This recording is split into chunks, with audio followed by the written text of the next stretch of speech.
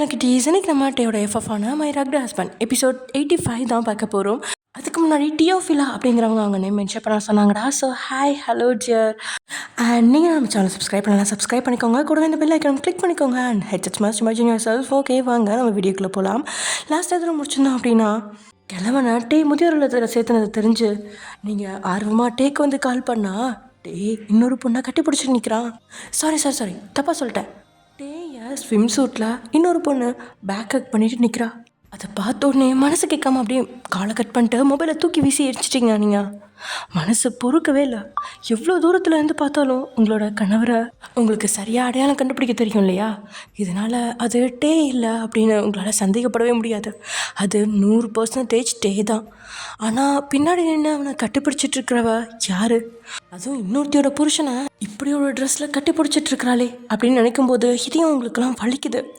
Late பண்ணாமல் மறுபடியும் வீசி எறிஞ்ச மொபைலை கையில் எடுத்த நீங்கள் டேயோட எண்ணுக்கு வீடியோ கால் பண்ணுறீங்க. யாரும் ஃபோனை எடுக்கிற மாதிரியே இல்லை. தொடர்ந்து நீங்கள் கால் பண்ணிட்டே இருக்க ஒரு கட்டத்தில் மேனேஜர் மொபைல் அட்டன் பண்ணிட்டான். அண்ணா என் புருஷன் எங்க, அவரை நான் பார்க்கணும் அப்படின்னு நீங்கள் படப்படப்போ சொல்ல, ஐயோ எந்த பிள்ளை எதுக்கு டே சாரை திடீர்னு பார்க்கணுன்னு சொல்கிறா? இப்போ பாஸ்கிட்ட மொபைல் கொண்டு போனால் மாட்டிக்குவோமே. ஃபோன் தெரியாமல் கைப்பட்டு அட்டன் ஆச்சுன்னு பாஸுக்கு தெரிஞ்சாலே கை வரல வெட்டி எடுத்துருவார் அப்படின்னு மைண்ட் வாய்ஸ் பயங்கரமாக ஓட்டிக்கிட்டு இருக்கா. அது வந்துமா டே சார் ஒரு முக்கியமான மீட்டிங்கில் இருக்கார். இப்போ அவரால் அவங்ககிட்ட பேச முடியாது. நைட்டு வீட்டுக்கு வந்துடுவார், அதுக்கப்புறம் பேசிக்கோ அப்படின்னு மேனேஜர் சொல்லிவிட்டு காலை கட் பண்ணுறேன். அண்ணா பொய் சொல்லாதீங்க, அவர் ஆஃபீஸில் இல்லை, வேறு எங்கேயோ தானே இருக்கார் அப்படின்னு கேட்ட உங்களுக்கு அவன் வேற ஒரு பொண்ணு கூட இருக்கிறானா அப்படின்னு கேட்க தயக்கமாக இருக்கு. என்ன சரியாக சொல்கிறாளே அப்படின்னு மேனேஜர் யோசித்தாலும் வீடியோ கால் இல்லையா, பின்னாடி இருக்கிற பேக்ரவுண்டை பார்த்து கெஸ் பண்ணியிருப்பீங்க அப்படின்னு. ஆமாம்மா, நாங்கள் ஆஃபீஸில் இல்லை, கெஸ்ட் ஹவுஸில் இருக்கோம். இங்கே ஒரு பெரிய பிஸ்னஸ் மேன் கிட்ட டீலிங் பேச வந்திருக்கோம். எனக்கு வேலை இருக்குமா, டே சார் வந்ததும் ஃபோன் பண்ண சொல்கிறேன் அப்படின்னு சொல்லிட்டு வேகமாக காலை கட் பண்ணிட்டான் ஜோசப். அவன் மழுப்பெலாம் பேசும்போதே அவன் எல்லாத்தையுமே மறைக்கிறான் அப்படின்னு புரிஞ்சிருச்சு உங்களுக்கு. அண்ணா அப்படின்னு பாசமாக அழைச்சி தானே கேட்டீங்க, அப்படி இருந்து போய் சொல்லிட்டானே. இன்னொரு பக்கம் கழுத்தில் தாலி கட்டினவன் உங்கள் முன்னாடியே தன் நல்லவனா சொல்லிக்கிட்டு நீங்கள் இல்லாத நேரத்தில் வீட்டில் இருந்த கிழவன மாதிரி மஜா செய்கிறவனா இருப்பானோ அப்படிங்கிற சந்தேகம் எட்டி பார்க்குது உங்களுக்கு. உங்களால் என்ன செய்ய முடியும், கண்ணீர் மட்டும்தானே அடிக்க முடியும் அப்படிங்கிற மாதிரி அணையை திறந்து விட்ட மேட்டு தண்ணீரா பெருக்கெடுக்குது கண்ணீர். அதே சமயம் இங்கே கெஸ்ட் ஹவுஸோட பின்பக்கத்தில் இருந்த பெரிய நீச்சல் குளத்து பக்கத்தில் எந்த ரியாக்ஷனையும் கொடுக்காம நின்றுட்டுருக்கா டேயோட முதுகில் தலையை சாச்சு அவன் மேலே நல்லாவே உடல் உரச நின்றுட்டுருக்கா அதுல்யா. என்ன ஹீரோ எவ்வளோ பெரிய ஆஃபர் தந்திருக்க, அமைதியாக இருக்கா? எனக்கு பிஸ்னஸ் மேன் நம்ஜுன் கூட என்கேஜ்மெண்ட் நடக்க இருக்கு. நம்ஜுன் உன்னை விட 2 மடங்கு பெரிய பிஸ்னஸ் மேன். அவனோட சொத்து மதிப்பு உன்னோட மொத்த சொத்தை விட 18 மடங்கு அதிகம். எனக்கு சிரித்து பேசிகிட்டு இருக்க சாக்லேட் பாய் நம்ஜூன் பிடிக்கல. எல்லாத்துக்கும் கோவப்படுற உன்ன மாதிரி ரகுடு பாய் தான் பிடிச்சிருக்கு. உனக்கு ஓகேனா சொல்லு, நம்ம 2 பேரும் கை கொத்துக்கலாம். நம்ஜூனோட சொத்தை ஆட்டையை போட நீ எனக்கு ஹெல்ப் பண்ண. நாம் மொத்தமாக அவன் சொத்தை ஆட்டையை போட்டதும் நீ உன் பொண்டாட்டியா டைவர்ஸ் பண்ணிட்ட, என்ன கல்யாணம் பண்ணிக்கோ. நீ எதிர்பார்த்ததை விட அதிகமான என்னோட மொத்த சொத்தம் உனக்கு வந்துடும். எனக்கு உன் பொண்டாட்டிங்கிற அந்தஸ்து கிடைக்கும். இழுத்து போத்திக்கிட்டு இருக்கிறவளை விட என்ன மாதிரி கிளாமரான ஒரு பொண்ணை அனுபவிக்கிற சான்ஸ் லைஃப் லாங் வேணும்னா யோசிச்சு சொல்லு அப்படின்னு சொன்னவ வேணும்னே அவளோட செழுமையான அங்கங்களை அவன் முதுகில் வச்சு உரசுறான். கவர்ச்சி கடலா ஸ்விம் சூட்டில் நிற்கிற பொண்ணு அவளாவே இவ்வளோ செய்யும்போது எவனா இருந்தாலும் தடுமாறுவான். இந்நேரத்துக்கு இடுப்பில் தூக்கி வச்சுக்கிட்டு தண்ணியில் குதிச்சிருப்பான், இல்லைன்னா ரூமுக்குள்ளே அழைச்சிட்டு போய் சில்மிஷம் செஞ்சுருப்பான். ஆனால் டேக்கிட்ட எந்த ஒரு ரியாக்ஷனும் இல்லை, ஜட மாதிரி நின்றுட்டு இருக்கான். ஒழுங்கு மரியாதையா நீ ஒயன்கிட்ட காட்டின எல்லா ஆதாரத்தையும் என்கிட்ட தாதுல்லையா? எனக்கு இந்த மாதிரி அறகுறையாய் ஊருக்கு காட்டுறவளை விட இழுத்து பொத்திட்டு புருஷனுக்கு மட்டுமே காட்டணும்னு நினைக்கிறவ போதும். ஒழுங்கா எல்லாத்தையும் எடுத்து வை, இல்லைனா இங்கேருந்து நான் போகிறப்ப உனக்கு பாட கட்டிட்டு தான் போக வேண்டியிருக்கும் அப்படின்னு டெரராகவே பேசுகிறான். அவன் பேசினது கேட்டு அதிலியோட மண்டை சூடாகுது. ஆரம்பத்துல இருந்தே பார்க்குறா அவளோட அப்பார்ட்மெண்ட் இல்லாமல் நுழைஞ்சவன் அவனோட பாடி கார்ட்ஸை வச்சு வீட்டிலேருந்து வேலைக்காரங்களை துரத்திட்டான்.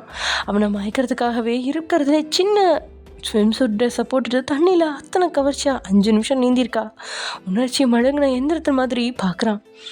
அந்த ஈரமான ட்ரெஸ்ஸோடைய மேலே வந்து அவனை கட்டி பிடிச்சவ வேற எந்த ஆண்கள்கிட்டையும் பண்ணாத சில்மிஷத்தை எல்லாம் செஞ்சு பார்க்குறான். ஆனால் இவன் எதுக்குமே மடிகிற மாதிரியே இல்லை. இவ்வளோ நேரம் பின்னாடி நின்னவ இப்போ நேராக முன்னாடி வந்து நின்று அவன் இமைகளை பார்க்க உயிரோட்டம் இல்லாமல் ஏதோ வந்துட்டேன் அதுக்காக பார்க்குறேன் அப்படிங்கிற மாதிரி பார்க்குறான். கமான் டே, உனக்கு என்ன தான் வேணும்? நீ ஒரு பிஸ்னஸ் மேன், நானும் ஒரு பிஸ்னஸ் விமன். நம்ம 2 பேருக்கிட்டையும் பல தலைமுறைக்கு உட்காந்து சாப்பிட்ற அளவுக்கு சொத்து இருக்கு. கிரிமினல் மைண்டோட இருக்க நாம 2 பேரும் சேர்ந்தா நம்ம ரேஞ்சே வேற லெவலில் மாறும். கொஞ்சம் யோசிச்சு சொல்ல, இது மாதிரி ஆஃபர் எப்பவுமே கிடைக்காது அப்படின்னு சொன்னவ வலது காலை முன்னோக்கி சரிச்சு வச்சு கிளாமரா உடலை நெரிச்சு காட்டுறா.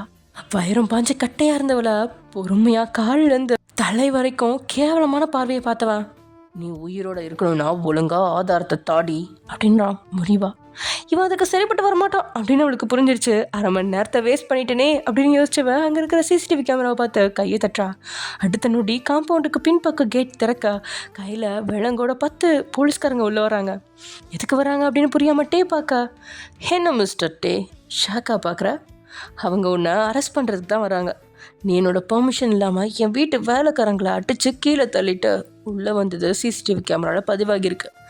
இப்போ உனக்கு ஒரு சந்தர்ப்பம் தரேன், என் கையை பிடிச்சிக்கோ.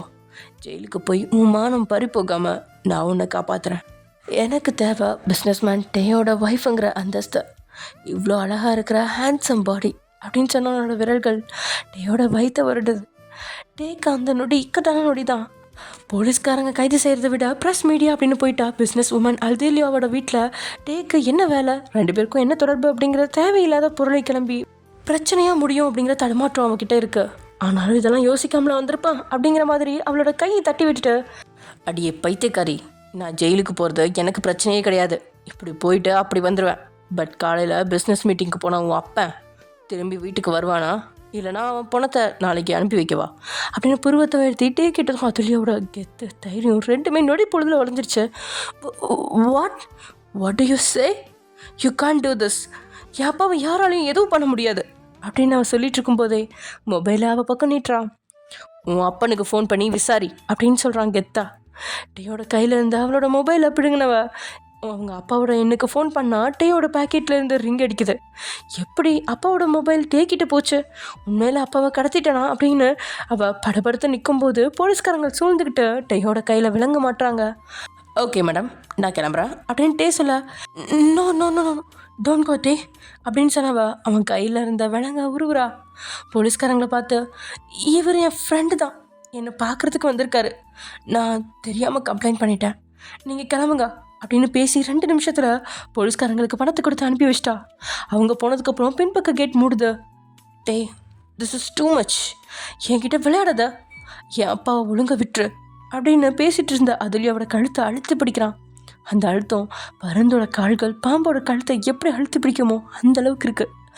அவன் நெரிச்சு பிடிச்சதில் மூச்சு விட முடியாமல் தடுமாறினவ கைவிரலை இன்னொரு கையால் அழுத்தி பிடிக்கிறான்.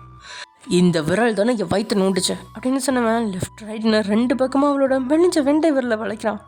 பிராய்லர் கோழி மாதிரி இருந்தவளோட விரல்கள் நொடி பொழுதுல ஒழிஞ்சுதா இல்லை நெளிஞ்சுதா அப்படின்னு சந்தேகப்படுற அளவுக்கு சத்தம் கேட்க அப்படியே தண்ணியில் தள்ளி விட்டுட்டான்.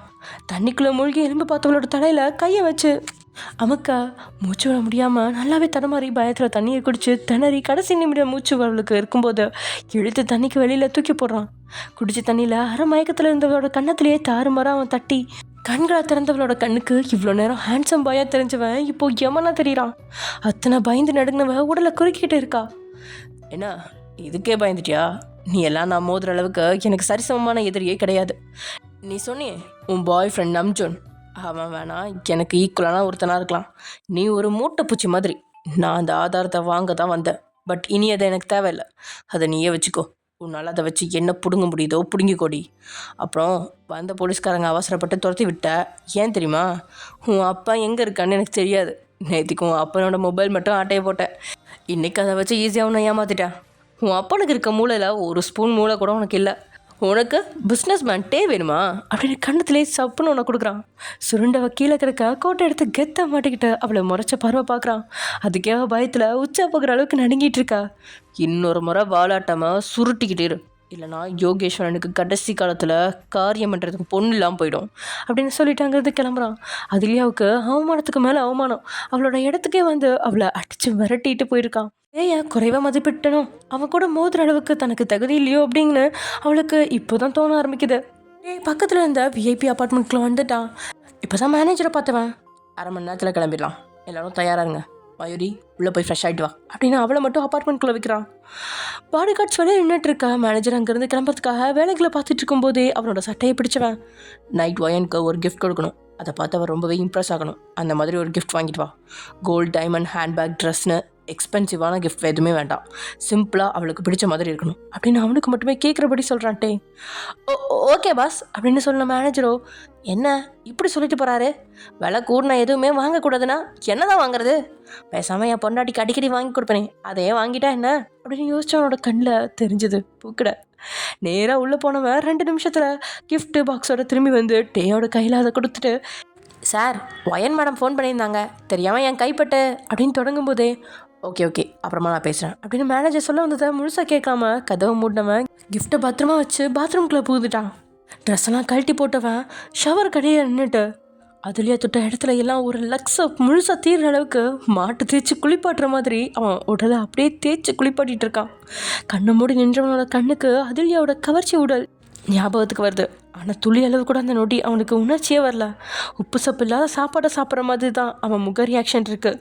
அதே நொடியில் இன்னைக்கிட்டே எதிர்பாராத விதத்தில் மேலாடைய கழட்டி கண்ணீரோட நின்று உங்களோட ஞாபகமும் வருது. அவன் உங்களை இன்னைக்கு பார்த்து ரசிக்கலை, ஆனாலும் திடீர்னு உங்களோட ட்ரெஸ்ஸை கழட்டி போட்ட 3 செகண்ட்ஸ் உங்களோட உடலை தன்னை அறியாமல் பார்த்துட்டு தான் தலையை திருப்புறான்ட்டே. அந்த 3 விடானிக்கே அவனோட ஆண்மை 7 இன்ச்சில் இருந்து எழும்பி நிற்குது. அதை கட்டுப்படுத்திக்கிட்டு தான் உங்ககிட்ட கோமா பேசிட்டு வெளியே வந்திருந்தான். அழுந்து சிவந்த கண்ணும் சோர்ந்து போன முகம், அதுக்கு கீழே ட்ரெஸ் இல்லாத மேனியை சொல்லவா வேணும். ஒரு பக்கம் டேயோட கை விரல்களை பச்சை குத்துன மாதிரி உங்களோட அங்கங்கள் அடையாளமாக வாங்கி வச்சிருக்க, இன்னொரு அங்கத்தை உங்களோட 3 அடி நீள கூந்தல் மறைச்சிருக்கா. அதை நினைக்கும் போது மறுபடியும் தூங்கிட்டு இருந்த ஆண்மை எழுந்து நிற்குது. உங்களை தவிர்த்து அவனுக்கு எந்த ஒரு பெண்ணுக்கிட்டையும் எந்த உணர்ச்சியுமே வரவே இல்லை. அவன் மனைவியோட அளவுக்கு எந்த ஒரு பொண்ணும் வர்த்தில்லை அப்படின்னு தான் நினச்சிட்டு இருக்கான். உடம்புல இருக்க லக்ஸோப்போட வாசமும் உங்களோட ஞாபகத்தை நிலைநிறுத்துது. காலையில் டீ வேலைக்கு போகிறதுக்கு முன்னாடி நீங்கள் குளிச்சு பக்கத்தில் வரும்போது அந்த சோப்போட வாசம் வரும். சாயங்காலமும் டே வர்றதுக்கு முன்னாடி குளிச்சிடுவீங்க. இதனால் எப்பயுமே அந்த சோப்போட வாசம் உங்கள் மேலே கிறக்கமாக வீசிகிட்டு இருக்க. நீங்கள் தான் பக்கத்தில் இல்லாமலேயே அந்த சோப்போட வாசத்தில் நீங்கள் பக்கத்தில் இருக்கிறதா உணர்ந்தவன் அப்படியே குளிச்சுட்டு தயாராகி அடுத்த 1/2 மணி நேரத்தில் ஏர்போர்ட்லேருந்து சென்னைக்கு கிளம்பிட்டான். இங்கே ஜிமின் லக்ஷ்மியோட மடியில் படுத்து கிடக்க. கண்ணம்மா ஏதோ இது பண்ணிகிட்டு இருக்க. ஜிமின் கண்ணம்மாவை சீண்டிகிட்டு இருக்க. டக்குன்னு ஏதோ சவுண்டு கேட்க திரும்பி பார்த்தா நைட்டு 7 மணிக்கெலாம் வீட்டு வாசலில் நிற்கிறான் டே. டேவை பார்த்தோம் கண்ணம்மா காலையிலேருந்து அதே போலியான சோகமுகத்தோடு நிற்க. ஜிமின் புன்னகை முகமாக நிற்க. லக்ஷ்மியோ, டே வந்துட்டியாப்பா, உனக்கு ஜூஸ் கொண்டு வரேன் அப்படின்னு சைஸாக எஸ்கேப் பார்க்க.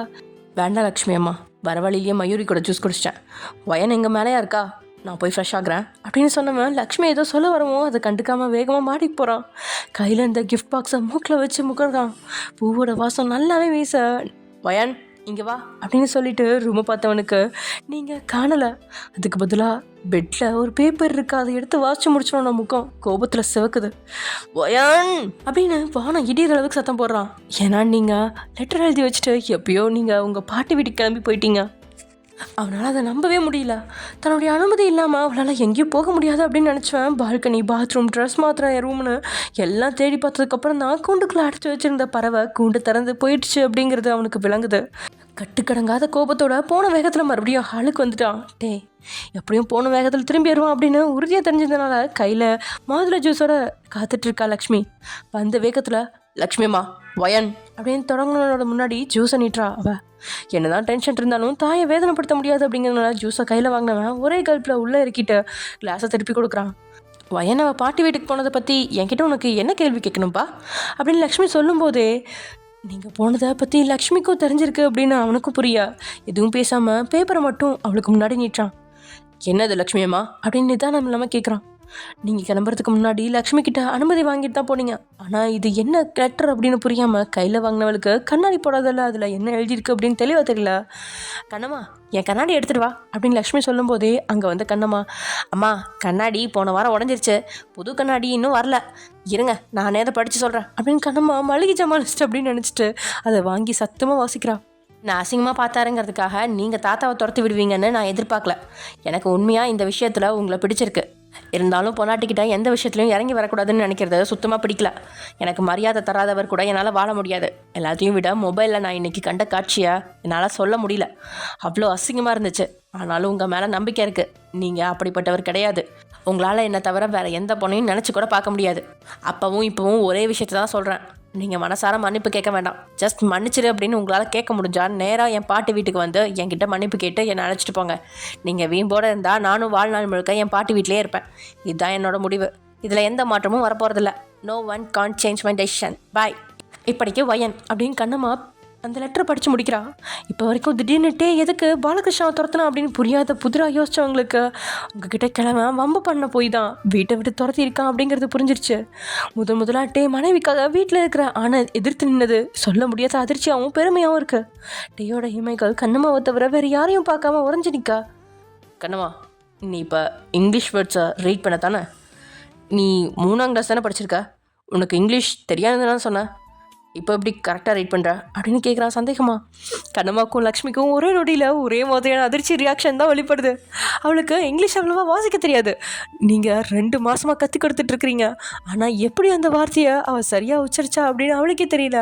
பயந்து போனவன் தடுமாற்றத்தில் லக்ஷ்மியோட கையை பிடிக்க, அது ஒன்றும் இல்லைப்பா, கண்ணம்மாவோட பொண்ணு லக்ஷ்மி தான் அவளுக்கு இங்கிலீஷ் கற்றுக் கொடுத்துட்டா போல இருக்குது அப்படின்னு சப்பையாக சமாளிக்க பார்க்க, டேக்கே நீங்கள் தான் கற்றுக் கொடுத்துருக்கீங்க அப்படின்றது புரியுது. 2 மாதத்துக்கு முன்னாடியே உங்ககிட்ட கற்றுக் கொடுக்குற எதையும் வீட்டில் இருக்கிற பொண்ணுங்களுக்கு கற்றுக் கொடுக்கக்கூடாது அப்படின்னு தெளிவாக சொல்லியிருந்தான். ஆனாலும் நீங்கள் ரகசியமாக கற்றுக் கொடுத்துருக்கீங்க அப்படிங்கிறது இப்போ தான் புரியுது. எந்த சிசிடிவி கேமராலுமே மாட்டாமல் எப்படி கற்றுக் கொடுத்தீங்க அப்படின்றத யோசித்தவனுக்கு அவங்களுடைய பள்ளிக்கூடமே அந்த கிச்சன் தான் அப்படிங்கிறது தெரியல. கையை இருக்க முடி நின்றவனுக்கு கோபத்தில் ஏதாவது வார்த்தையை விட்டா கண்ணம்மாவை விட பக்கத்தில் இருக்கிற லக்ஷ்மி வருத்தப்படுவா அப்படிங்கிறதுனால அப்புறம் கண்ணம்மாட்ட பேசிக்கலாம் அப்படின்னு நினைக்கிறான். ஒயன் லெட்டர் எழுதி வச்சுட்டு அவள் பாட்டி வீட்டுக்கு கிளம்பி போனது உங்களுக்கு தெரியும் தானே? ஏன் அவளை விட்டீங்க லக்ஷ்மி அம்மா? சென்னையிலேருந்து அவள் ஊருக்கு எந்த பக்கம் போகணும்னு கூட தெரியாது. அவள் தொலைஞ்சு போயிட்டா என்ன பண்ணுவீங்க அப்படின்ட்டே கோவப்பட. ஏன்ட்டே, இது உனக்கு முந்தின நாள் ராத்திரி அவளை பீச்சில் தனியாக விட்டுட்டு வரப்ப தெரியலையாப்பா அப்படின்னு லக்ஷ்மி கேட்டபோது வார்த்தைகள் இல்லாமல் கண்களை உருட்டி முழிக்கிறான். ஆமாங்க, அதான் நீங்கள் இந்த மாதிரி கேட்டிருப்பீங்களே படிக்க வைக்கணும்னு சொல்லிட்டு, அப்போ உங்களை பீச்சில் அப்படியே தனியாக விட்டு வந்திருப்பான். அம்மா, அது தெரியாமல் நடந்த இன்சிடெண்ட், லீவ் இட். இப்போ எதுக்கு வயனை அனுப்பி வச்சிங்க? அவள் போகிறதுக்கான அவசியம் என்ன வந்துச்சு? அவளுக்காக நான் எவ்வளோ பண்ணியிருக்கேன். எனக்காக வச்சு அவளை ஸ்டாப் பண்ணியிருக்கலாமே.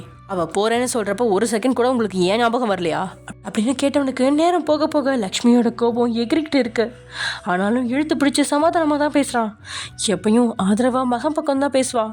ஆனால் இன்னைக்கு கண்ணை மூடினா உங்களோட உடலில் இருந்த அட்டையோட கையடையாளம் கண்ணுக்கு முன்னாடி ஞாபகம் வர மனசு பொறுக்காமல் முறைச்சவ. என்னப்பா, நேற்றுக்கு ஒன்று பேசுகிற, இன்றைக்கி இன்னொன்று பேசுகிற. ராத்திரி நான் தண்ணி குடிக்க வர்றப்ப நீ ஒயன் கையை பிடிச்சி இழுத்துட்டு வீட்டுக்கு வெளியே விட்டு உன் பாட்டி வீட்டுக்கு கிளம்பி போன்னு அவகிட்ட கோவப்பட்டியே. புருஷ பொண்டாட்டிக்குள்ளே சண்டை வர்றது சகஜம்தான்.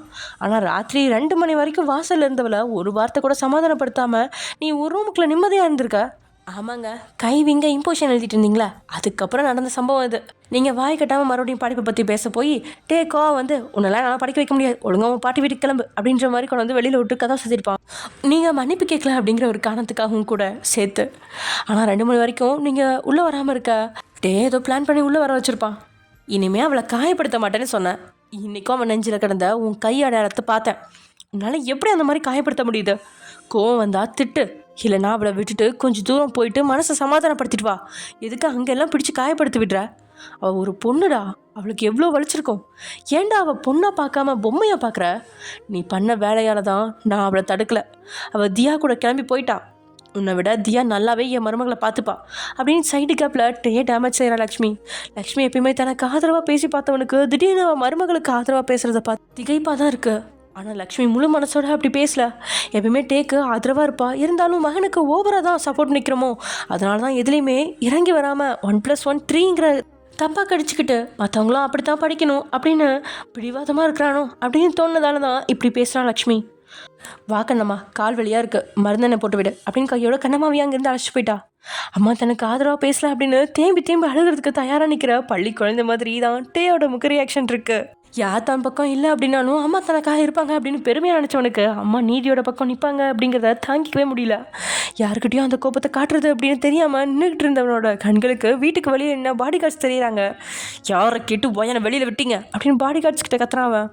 சார், நீங்கள் தானே நேற்று அவங்க போகிறதா இருந்தால் கேட்டை திறந்து விட சொன்னீங்க, அதான் நாங்கள் தடுக்கல அப்படின்னு பாடிகார்டில் ஒருத்தர் சொல்லி முடிக்கிறதுக்கு முன்னாடி யூ ஆர் ஃபயர்ட் அப்படின்னு கத்துனவன் நோடி பொழுதுன அவனை வேலையை விட்டு தூக்கிட்டான்.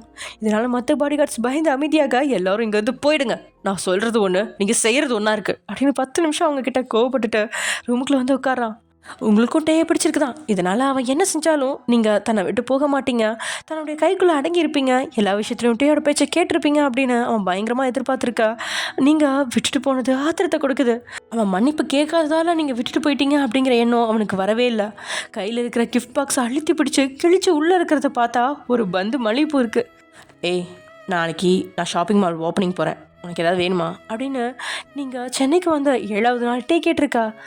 என்னங்க, கல்யாணம் பண்ணாலே புருஷன் பஞ்சாதிக்கு மல்லிப்பூ வாங்கி தலையில் வச்சுடுவாங்க, அது மாதிரி நீங்களும் எனக்கு மல்லிப்பூ வாங்கிட்டு வருவீங்களா அப்படின்னு நீங்கள் சொல்லவும் கடிச்சு உங்களோட கழுத்தில் காயத்தண்ணி கொடுத்தவனுக்கு இன்றைக்கி அப்பார்ட்மெண்ட்டில் மேனேஜர் எதை வாங்கி வந்திருக்கான் அப்படின்னு டேயோட காதில் சொன்னது போது தான் அன்றைக்கி நடந்த ஃப்ளாஷ்பேக் ஞாபகம் வந்ததுனால தான் இன்றைக்கி இதை உங்களோட தலையில் வச்சணும் அப்படின்னு நினச்சான்.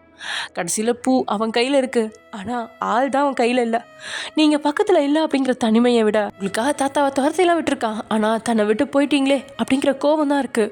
மொபைலில் இருந்தவங்களோட ஃபோட்டோவை பார்த்தவன் என்ன ஆனாலும் சரி உங்ககிட்ட மன்னிப்பு கேட்கவே மாட்டேன், உன்னை எப்படி இங்கே வர வைக்கணும்னு எனக்கு தெரியும் டி அப்படின்னு வீம்பா இருக்கான். அதே சமயம் இங்கே ட்ராவல்ஸ் பஸ்ஸில் ஒத்த கடைக்கு வந்தவங்க கவர்மெண்ட் பஸ்ஸில் அவங்களோட ஊருக்கு வந்துட்டாங்க. ஆளுக்கு ஒரு பையன் தூக்கிக்கிட்டு 2 பேரும் 10 நிமிஷம் இடைவெளி இருக்கிற தங்க வீட்டை நோக்கி நடக்க, தியா ஒரு வாட்டி கண்ணம்மாக்கு ஃபோன் பண்ணி அவர் வந்துட்டாரான்னு கேளு அப்படின்னு நீங்கள் கேட்க முறைச்ச பார்வை திரும்பி பார்க்குறா தியா. அக்கா, நீ என்ன லூஸா இல்லை பைத்தியமா? என்னமோ உன்னை நான் கடத்திட்டு வந்த மாதிரி இல்லை 5 நிமிஷத்துக்கு ஒருக்கா என் புருஷன் வந்துட்டானா என் புருஷன் வந்துட்டானான்னு கேட்க சொல்கிறேன். நீ தானக்கா வர்ற, அதுலேயும் உன் புருஷன் இறங்கி வரவே மாட்டேங்கிறான், மன்னிப்பு கேட்க மாட்டேங்கிறான்னு ஃபீல் பண்ண. கொஞ்ச நாள் நீ அவனை விட்டு பிரிஞ்சிருந்தா தான் பொண்டாட்டியோட அருமை அவனுக்கு தெரியும். அதை விட்டுட்டு அவன் கூடவே ஒட்டி இருந்தேன்னு வச்சுக்கோ, அவர் ராஜாவும் நீ அடிமையாகவும் இருக்க வேண்டியிருக்கும். நமக்கு மரியாதை கிடைக்காத இடத்துல நமக்கான மரியாதையை நாமளே தான் உருவாக்கணும், அதான் கெத்து. அமைதியா வா அப்படின்னு தியா சொல்ல, நீ சொல்கிறதும் சரிதான், அவராக மன்னிப்பு கேட்டதான் நான் சென்னைக்கு போவேன் அப்படின்னு நீங்கள் சினிங்களா சொல்ல, அப்போ மூடிக்கிட்டீங்க கூடப்பா அப்படின்னு சொல்லிட்டு 2 பேரும் அலமோட வீட்டுக்கு முன்னாடி வந்து நின்று இது தங்களுடைய வீடு தானா அப்படின்னு சந்தேகப்பட்டு நிற்கிறாங்க. 2 மாதத்துக்கு முன்னாடி கூட களிமண் சுவர் எல்லாம் உடஞ்சி நொறுங்கி மேற்கூரை ஓடெல்லாம் உடஞ்சி தொங்கிக்கிட்டு இருக்கா. இப்போயோ புது வீடு ஒன்று அதில் இருக்குது, அதுலேயும் ஓட்டு வீடாக இல்லாமல் மேல் பக்கம் முழுசுமே காங்கிரீட்டெல்லாம் மூடப்பட்ட டெரஸ் வீடாக இருக்குது. என்னக்கா அது, கிளவி நம்ம சென்னைக்கு போன கேப்பில் அனாதைன்னு சொல்லி கவர்மெண்ட்டை ஏமாற்றி புது வீடு கட்டிட்டாரா அப்படின்னு தியா சந்தேகமாக கேட்க, எனக்கும் ஒன்றும் புரியலடி. நானும் 3 நாளைக்கு முன்னாடி பாட்டிக்கிட்ட பேசுகிறப்ப கூட பாட்டி எதையுமே சொல்லையே அப்படின்னு பேசிகிட்டு இருக்கும்போது வெளியே சத்தம் கேட்கறதுனால கதவை திறந்து வெளியே எட்டி பார்க்குறா.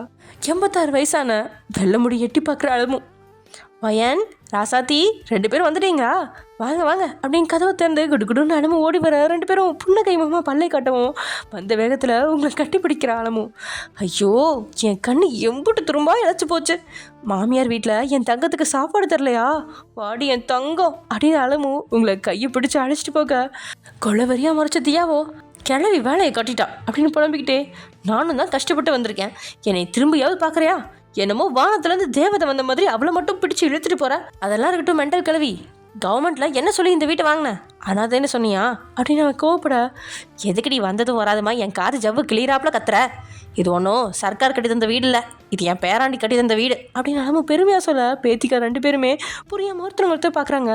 அந்த வீட்டையும் ஒரு முறை பார்த்த நீங்கள் நம்பவே முடியல, பாட்டி என் புருஷனா அந்த வீட்டை கட்டி தந்தாரு அப்படின்னு நீங்கள் பல்ல காட்ட, இல்லை அந்த பேரனை சொல்லமா, என் மனசை திருண்ண வெள்ளை எம்ஜிஆரை சொன்னேன் அப்படின்னு பாட்டி சொன்னதும் உங்களோட முகம் தொங்கி போயிடுச்சு. ஆனால் தியாவோட கண்கள் அதிருது. பாட்டியோட மனசை திருண்ண எம்ஜிஆர் எப்பயுமே ஜிமின் மட்டும்தான், அவனா இந்த வீட்டை கட்டி கொடுத்தான் அப்படின்னு வாய்க்குள்ளே ஈசல் போகிற அளவுக்கு வாயை பழக்கிறாதியா. பொறுப்பு இல்லாமல் ஊரை சுற்றுறான், குடும்பத்து மேலே அக்கறை இல்லை, தண்டச்சோறு அப்படின்னு பணத்தையும் மனசுக்குள்ள நினச்சிருக்கிறதுக்கு அப்பப்போ அலமும் ஜிமினை பற்றி சொல்லும் போதெல்லாம் அவன் அளவுக்கு பொறுப்பு தியாவுக்கு இல்லையோ அப்படின்ற மாதிரி எண்ணங்கள் உருவாகும். ஏன்னா உங்களால் வீட்டை விட்டு வெளியே வர முடியாது. இப்போ தான் 2 வார காலமாக உங்கள் கையில் மொபைல் இருக்குது, அதுலேயும் வீடியோ கால் பேசணும் அப்படின்னா பக்கத்து வீட்டுக்கு போய் ஃபோன் பண்ணி அவங்களுக்கு கொண்டு வந்து கொடுக்கறது அப்படி தான் பேச முடியும். ஆனால் தியாவுக்கு அப்படி இல்லை, சுதந்திரமாக இருக்கா, நினச்ச அடமும் வந்து பார்த்துட்டு போக முடியும். ஆனால் அதுக்கு அவளுக்கு நேரம் இல்லை, ஃபோன் பண்ணவும் நேரம் இல்லை அப்படின்னு பாட்டியை மொத்தமாக ஒதுக்கியிருந்தா. ஆனால் அவளுக்கும் சேர்த்து ஜிமின் அடமும் பார்த்துக்கிறது அவளுக்கு சந்தோஷமாக இருக்கு. பொறுமையாக வீட்டுக்குள்ளே வந்து எட்டி பார்த்தா வீட்டுக்குள்ளேயும் நேர்த்தியாக தான் இருக்குது. அதே சின்ன வீடு தான், இதுக்கு முன்னாடி ஒரு ஹாலு அப்புறம் கிச்சன் அவ்வளோதான் இருந்துச்சு. ஆனால் இப்போது ஒரு கிச்சன், ஹால், அப்புறம் ஒரு பெட்ரூம், அட்டாச்சு பாத்ரூம் மட்டும் இல்லாமல் வீட்டுக்குள்ளே ஃப்ரிட்ஜு, மிக்சி, கிரைண்டர், கேஸ் அடுப்பு, ஃபேன், கட்டில், மெத்த, எல்இடி டிவின்னு கிளவிக்கு ராஜ வாழ்க்கை தான் அப்படிங்கிற மாதிரி எல்லாத்தையுமே கொடுத்துருக்கான் அப்படிங்கிறது புரிஞ்சுது தியாவுக்கு. 2 பேரும் கை காலை நம்பிட்டு வாங்க, சாப்பாடு எடுத்து வைக்கிறேன் அப்படின்னு அலமு சொல்ல. அதெல்லாம் வேண்டாம், எங்களுக்கு சமைக்க வேண்டாம் அப்படின்னு தியா வேண்டாம் வெறுப்பா சொல்ல.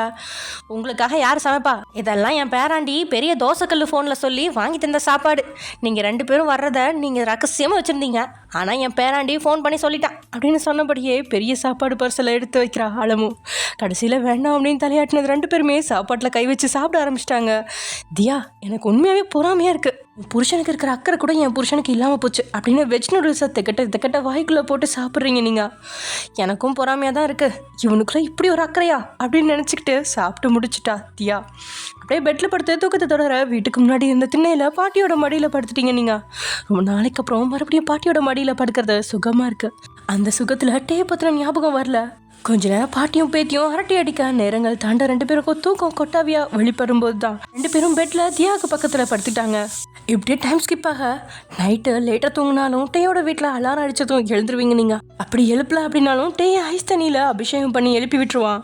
என்னைக்காவது அவன் இறக்கப்பட்டு உங்களை எழுப்பாமல் விட்டால் மட்டும்தான் கொஞ்ச நேரம் அதிகமாக தூங்குவீங்க, அதுவும் 2 மணி நேரம் தான். ஆனால் இங்கே தியா கூட 10 மணிக்கு எழுந்துட்டா. ஆனால் நீங்கள் இன்னும் தூங்கிட்டு கிடக்க பவ்யமாக கையில் டீயோட வந்து அலமும். பையன் கண்ணா, கண்ணை தரமா, எந்திரிச்சு இந்த டீயை குடிமா, சந்தைக்கு போகலாம், பாட்டி உனக்கு சேலை வாங்கி தரேன் அப்படின்னு அலமும் சொல்ல. நீங்கள் கண்ணை திறக்காம உருண்டு புரண்டு கிடக்க பக்கத்தில் இருந்த தியாவோ, கிளவி, அவள் புருஷன் பேரில் சொந்தமாக நிறைய துணிக்கடை இருக்குது, அவளுக்கு இப்போ துணி ரொம்ப முக்கியமா, நான் எந்திரிச்சு குத்துக்கெல்லாம் உட்காந்துருக்கேன், எனக்கு ஒரு கப் காப்பி தரல, தூங்கி கிடக்கிறவளுக்கு காஃபி கொடுக்குறியா அப்படின்னு தியா முறைக்க. ஏன்டி உரண்டு எழுக்கிற, நான் உனக்கு டீ போட்டு தந்தா நல்லா இல்லை கேவலமாக இருக்குன்னு சொல்லி திட்ட தானே செய்வேன், போய் போட்டு குடி அப்படின்னு அலமும் சொல்ல. அலமும் மேலே இருந்த கோவத்தில் தூங்கிட்டு இருந்தவங்களோட டிக்கிலேயே மிதிச்சவ எந்திரிச்சு தொலை, கடுப்பாக இருக்குது அப்படின்னு கத்த. அடிங்கொய்யால, யாரோட பேத்திடி மிதிக்கிற, உன் மனசில் வில்லன் நம்பி யாரும் நினப்பா, ஆரம்பத்துலேருந்து பார்க்குறேன், புருஷன் வீட்டில் போய் கிடக்காம இப்போ எதுக்கு இங்கே வந்து கிடக்கிற அப்படின்னு அலமும் திட்ட. அட லூசு கிளவி, 2 மாதத்துக்கு அப்புறம் உன்னை பார்க்க வந்திருக்கேன், நீ என்னை ஒரு நாள் கூட தங்க விடாமல் துரத்து பார்க்குறியா, நானாவது பாசத்தில் உன்னை பார்க்க வந்தேன், இதா தூங்கிட்டு கிடக்குறாள் இது அடிமாடு, புருஷன்கிட்ட சண்டை போட்டு வந்திருக்கா, இவ்வளோ போக சொல்லு அப்படின்னு தியா திருப்பி திட்ட. 2 பேரும் மல்லு கட்டிக்க ஆரம்பிக்க சத்தம் கேட்டு தூக்க கழிஞ்சு எழுதிருக்கிறீங்க நீங்கள். இதுக்கு முன்னாடி பாட்டி வீட்டில் தூங்கிட்டு இருந்த நீங்கள் கண்ணை திறக்கும் போது டே பக்கத்தில் படுத்து கிடந்தான், அது மாதிரி இப்பயும் கண்ணை திறக்கும் போது பக்கத்தில் இருப்பானா அப்படிங்கிற எதிர்பார்ப்போட கண்ணை திறந்தவங்களுக்கு ஏமாற்றமாக இருக்கா. சோகமாக தலை நிமிந்து பார்த்தா பாட்டியும் பேத்தியும் வாய் சண்டை போட்டுக்கிட்டே அடுத்த ரவுண்டு கை சண்டை போட பார்க்குறாங்க அப்படிங்கிறது புரிஞ்சு 2 பேத்துக்கு இடையே வந்து தடுத்து அலமும் அங்கேருந்து அழைச்சிட்டு போகிறீங்க. இன்னைக்கு ராத்திரி வண்டியை புக் பண்ணி கிளம்புறனா இல்லையான்னு பாரு அப்படின்னு தியா குடிக்கிறதுக்கு தேவையான பொருட்களை எடுத்துகிட்டு இருக்கும்போது அவன் முன்னாடி காஃபி நீட்டு அலமும். இதா குடிச்சு தோல அப்படின்னு அவள் கையில் இஞ்சி டீயை கொடுத்துட்டு போகிற அலமும். என்னதான் பாட்டி திட்டி இருந்தாலும் பல்ல காட்டிக்கிட்டு அந்த டீயை வாங்கி குடிச்சிட்டு இருக்கா தியா. பாட்டிக்கு நீங்கள் செல்ல பேத்தி, அதுக்காக தியா வேணாம் அப்படின்லாம் சொல்ல மாட்டாங்க. தியாவும் பயங்கர ஃபேவரட் பேத்தி தான். ஆனால் என்ன, பாட்டி என்ன சொன்னாலும் எதிர்த்து பேசுவா, திட்டுவா. அதனால தான் பாட்டி எப்பயுமே உங்களை விழுந்து விழுந்து கவனிப்பாங்க. அதுக்காக என்னைக்கும் தியாவையும் விட்டு கொடுக்குறதில்ல. தியாவுக்கு ஒரு சில கேஸ் இன்வெஸ்டிகேஷன் இருந்ததால் அதை விசாரிக்க போக காலையிலே பாட்டியும் பேத்தியும் கிளம்பிட்டாங்க. கோவில், சந்தை, சினிமா, தேட்டர், பீச்சுக்கெலாம் போயிட்டு நல்லா ஊர் சுற்றிட்டு இருக்காங்க. அப்போ ஏதோ ஒரு நோட்டிஃபிகேஷன் சவுண்ட் வர, ஒரு வேளை டே தான் மெசேஜ் அனுப்பியிருக்கானோ அப்படின்னு நினச்சி ஆர்வமாக மொபைல் எடுத்து பார்த்தா ட்ரேடிங் ஆப்லேருந்து நோட்டிஃபிகேஷன் தான் வந்திருக்கு. அப்படியே வாட்ஸ்அப்பை ஓப்பன் பண்ணி டே எப்போ கடைசியாக வாட்ஸ்அப்பில் வந்திருக்கான் அப்படின்னு பார்த்தா அவன் காலையில் 8 மணிக்கு வாட்ஸ்அப் வந்திருக்கான். ஆஃபீஸ்க்கு போனால் டே அதிகமாக வாட்ஸ்அப் ஃபோன்னு எதுவுமே பயன்படுத்த மாட்டான், அவனுக்கு தேவைப்பட்டால் மட்டும்தான் அதை யூஸ் பண்ணுவான். அதனாலும் இப்போது மணி 7:30 நெருங்கிருச்சு. இந்நேரத்துக்கு வீட்டுக்கு வந்திருப்பானே, தன்னை துளியாவது அவன் மிஸ் பண்ணானா அப்படின்னு யோசிச்சபடியே டே நினச்சிட்டு இருக்கீங்க நீங்கள். காலையில் ஆஃபீஸ்க்கு போகிற வரைக்கும் என்னமோ மாதிரி தான் இருந்துச்சு. ஆனால் ஆஃபீஸ்க்கு வந்த நேரத்துலேருந்து திரும்ப வீட்டுக்கு வர வரைக்கும் டேயோட மனசு பிஸ்னஸில் மட்டும்தான் இருக்குது. வீட்டுக்கு வந்து லக்ஷ்மி கையால் ஜூஸை வாங்கி குடிச்சிட்டு பெட்ரூமுக்கு போகும்போது கூட அவன் மனசு நிலையாக தான் இருக்குது. ஆனால் அந்த பெட்ரூம்குள்ளே நுழைஞ்ச அடுத்த நொடி வயன் அப்படிங்கிற ஒருத்தியோட ஞாபகங்கள் இதயத்தை போட்டு பிழைய ஆரம்பிச்சிருச்சு. குளிச்சு முடிச்சு வெளியே வந்தவனுக்கு அந்த ரூமை பார்க்கறதுக்கு என்னமோ போல இருக்கு. டே வீட்டுக்கு வந்தாலே குதிச்சு ஓடி வர நீங்கள் டேயோட அனுமதி இல்லாமல் பேக்கெட்டில் கையை போட்டு மொபைல் எடுப்பீங்க. உங்ககிட்ட செல்மிஷன் செய்ய வேணும் அப்படிங்கிறதுக்காகவே சட்டை பேக்கெட்டில் மொபைலை வைக்காமல் எப்பயுமே பேண்ட்டு பேக்கெட்லேயே மொபைல் வைப்பான். எதை பற்றியும் யோசிக்காமல் பேண்ட்டு பேக்கெட்டில் கையை நுழைச்ச மொபைல் அப்படின்னு பலதையும் தொட்டு இழுத்து கடைசியாக மொபைலை எடுத்துகிட்டு கட்டில் வந்து உட்காருவீங்க. அடுத்த 1/2 மணி நேரத்துக்கு செவிடங்காதில் சங்கு ஊதின கதையா டே எவ்வளோ திட்டினாலும் அது உங்கள் காதுலேயே கேட்காது. பெட்டில் புரண்டுட்டு கிடக்கிற உங்களோட சேலை நழுவுனாலும் கூட உங்களுக்கு கவலை இல்லை. அப்படி உருண்டு புரண்டுட்டு கிடப்பீங்க. அடுத்த 1.5 மணி நேரம் படிக்கிறேன் அப்படின்னு எவ்வளோ முடியுமோ அவ்வளவுக்கு ஓப்பிடுப்பீங்க. அதுக்கப்புறம் டேயோட மடியில் ஏறி உட்காந்து சின்ன வயசில் பள்ளியை பார்த்தது பயந்ததுலேருந்து பெரிய வயசில் கருப்பாம்பூச்சியை பார்த்து பயந்த வரைக்கும் எல்லாத்தையும் சொல்லி நீங்கள் சிரிக்கிறதோடு மட்டும் இல்லாமல் டே சிரிக்கல அப்படின்னாலும் அவன் கண்ணத்தை பிடிச்சி கிள்ளியாவது சிரிக்க வைப்பீங்க. அவனோட வாழ்க்கையில் சேவை செய்ய வந்தவன் மொத்தமாக அவன் வாழ்க்கையை ஆக்கிரமிச்சிட்டான் அப்படிங்கிறது இந்த தனிமை அவனுக்கு புரிய வைக்குது. அவள் எழுதின லெட்டரை பார்த்தவன் அவளை மிஸ் ஆயிடான். ஆனால் மன்னிப்பு கேட்க விருப்பம் இல்லாமல் மொபைல் எடுக்கிறான். ஜோசப்க்கு ஃபோன் பண்ணவன், வயன் நாளைக்கே ஊருக்கு வரணும், அதுக்கு ஏதாவது பண்ணு அப்படின்ட்டே சொல்ல, அட பாவி பாஸு, ஆஃபீஸில் தான் அந்த வேலை இந்த வேலைன்னு உயிர் எடுக்கிறேன்னா உன் பொண்டாட்டி ஊரை விட்டு ஓடினதுக்கு நான் என்னையா பாவம் பண்ணேன், எதுக்குயா ஏன் தாலியாக இருக்கிற அப்படின்னு உள்ளுக்குள்ளே புலம்புறான் மேனேஜர் ஜோசப். ஓகே ஃப்ரெண்ட்ஸ், இதில் இந்த எபிசோட முடிச்சுக்கலாம். நெக்ஸ்ட் எபிசோடில் என்ன நடக்க போகுது அப்படிங்கிறத நெக்ஸ்ட் எபிசோடில் பார்க்கலாம். ஓகே, பாய்.